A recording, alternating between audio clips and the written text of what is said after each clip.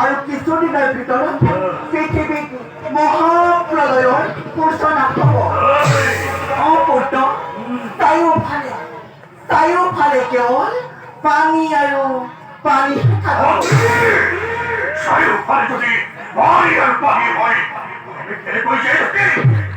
অসম্ভৱ মাতৃ।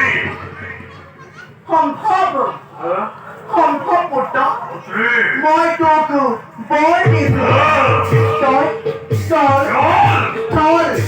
আকাশ পাতাল সকলোতে মুক্তভাৱে বিচৰণ কৰিব পাৰিবি। পুত্ৰ, তোক বিষ্ণুৰ সুদৰ্শন চক্ৰ আৰু মহাদেৱৰ ত্ৰিশূলেও মৃত্যু ঘটাব নোৱাৰে। মই তোৰ গোটেই সৰ্বহৰি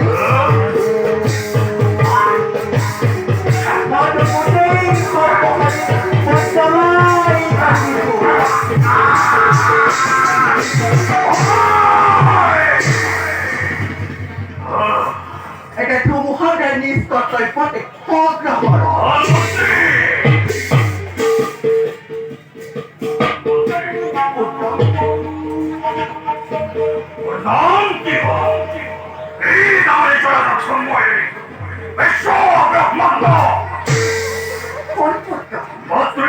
মই তোক মোৰ ডিঙিৰ হাড়ৰ পৰা কৰিছো সেইবাবে তোৰ মুখমণ্ডল দেখিবলৈ একেবাৰে খুৰাৰ দৰে। পুত্ৰ, সেইবাবে তোৰ নাম হ'ব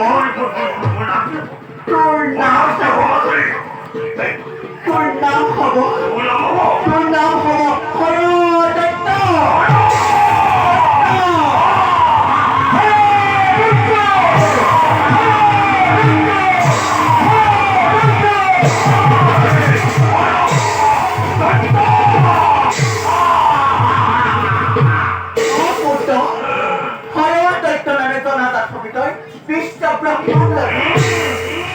এতিয়া মোৰ আদেশ মতে কাম কৰি যা পুত্ৰ।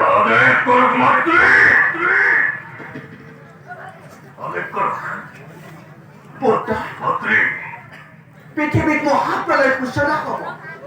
চাৰিওফালে কেৱল পানী আৰু পানী থাকিব। বেদান্ত, কৃষ্টি সভ্যতা সকলোবিলাক পানীৰ তলতে ডুব যাব। আৰু সেইবিলাক নষ্ট কৰাৰ আগতে তই সংৰক্ষণ কৰিব লাগিব।